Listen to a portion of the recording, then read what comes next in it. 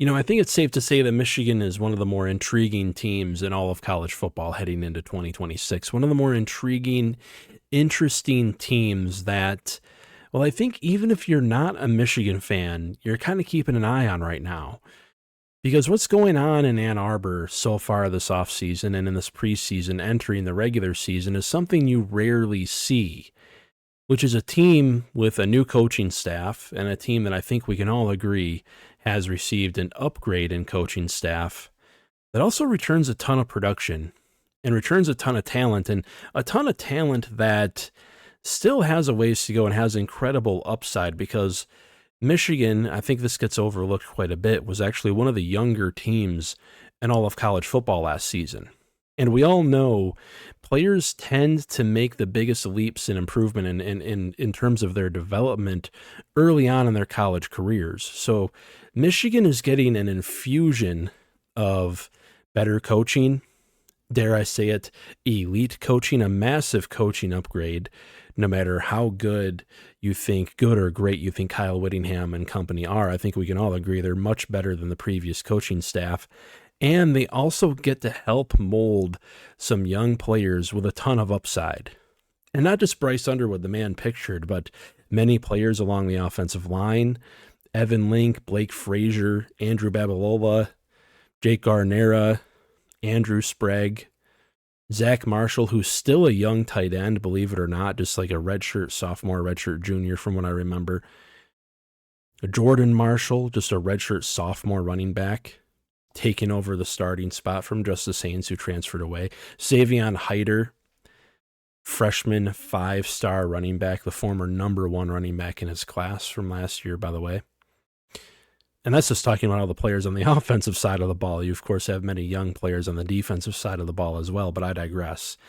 Michigan football is one of the more interesting teams in the country because I think a lot of people are keeping an eye on them and wondering, they've got a lot of the ingredients over there for the ingredients necessary to be a great team. There's also just a lot of question marks. Now, a lot of questions need to be answered. But thankfully, now that we're into fall camp, we actually have some things that we can discuss. And yes, this will be still a little more on the speculative side. We're not actually getting to watch the games, and I'm not privy to the practices, but I do happen to keep an eye on things, and I've been looking at all the reports, scouring everything that's been reported out there, and that's why I thought I'd put together this video, because I think some of the questions are starting to become answered, and we're starting to get a good picture of what Michigan football will be like in the year 2026. And that starts with Bryce Underwood. I think that's probably the main reason why a lot of people click on videos like these, as they want to hear what's being said about Bryce Underwood out there. And I'm here to say, it looks like some of the questions that remain from the spring game may have been answered or are getting answered, or some of the questions, some of the concerns are, maybe the better way to phrase it would be that they're being improved on, because many people are reporting out there that Bryce Underwood's mechanics look a lot better. He's delivering the football a lot better. And from the clips that we've seen, what the team has released on Instagram and YouTube and Facebook and things like that, he's throwing the ball very accurately. By the way, had a great pass to J.J. Buchanan and another great one to Andrew Marsh in some of the highlights released out of camp so far. It looks like the only thing that's really being pushed with Bryce right now is for him to be more consistent from Jason Beck and Coy Detmer and all of his coaches. And that would make sense given that he's still an incredibly young quarterback. He's still going to make mistakes here or there. It sounds like he's thrown a couple of interceptions in fall camp so far.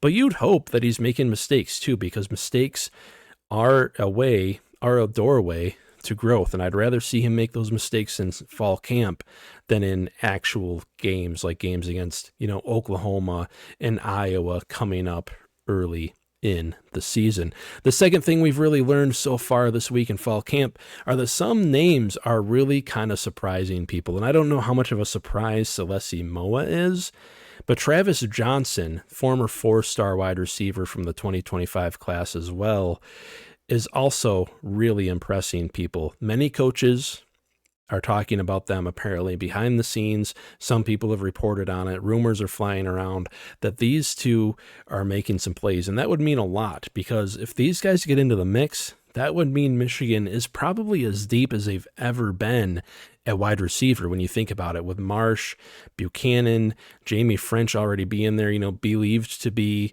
already of that kind of starting caliber wide receiver. If they also have these two guys they can kind of rely on from time to time, if they have these guys on the depth chart that can take up a starting spot if somebody gets injured, Michigan's wide receiver room for the first time in a long time might have some depth, which would mean a lot. Michigan's wide receiver room, and actually gets reported on very little out there.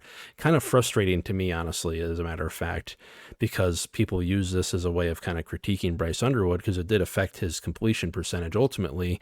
But Michigan's wide receiver room led the country in drops last year. They either led the country or they were really close to it. If you get some sure-handed, high-quality wide receivers there for Bryce Underwood, he will definitely improve. This is something to keep an eye on, though. This is just, again, the first week of fall camp. Players can, I always like to say growth is not linear. It doesn't mean that you're just going to continually get better and better each practice. Guys will play good one practice and then not so great another. So something to keep an eye on, something to kind of take with a grain of salt. But Celessi Moa and Travis Johnson, two freshman receivers, really impressing so far, according to the coaches, which is a good surprise.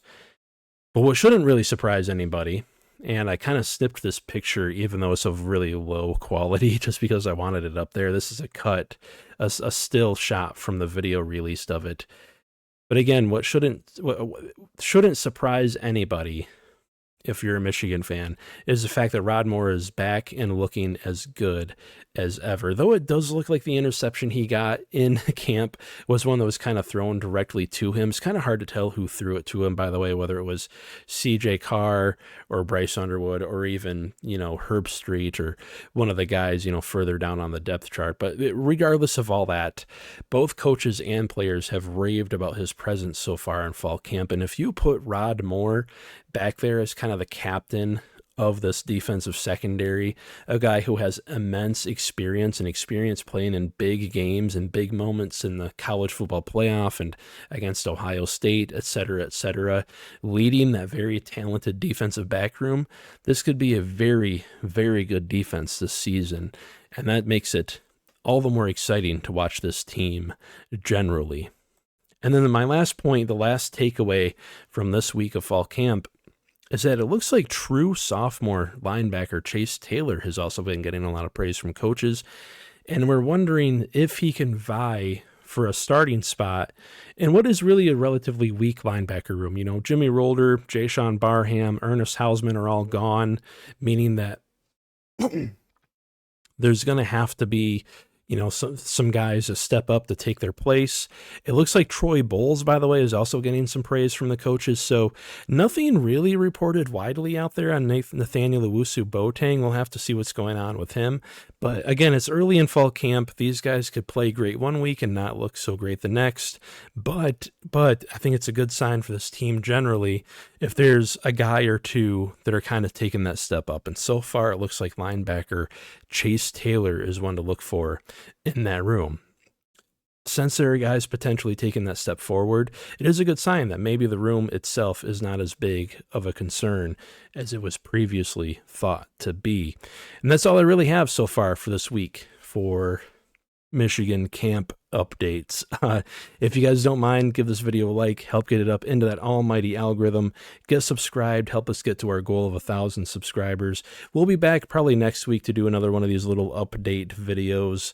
These aren't necessarily my favorite things to do, but I know that people out there really enjoy getting these kind of updates into the program. So, as always, and forever, be kind to other people out there.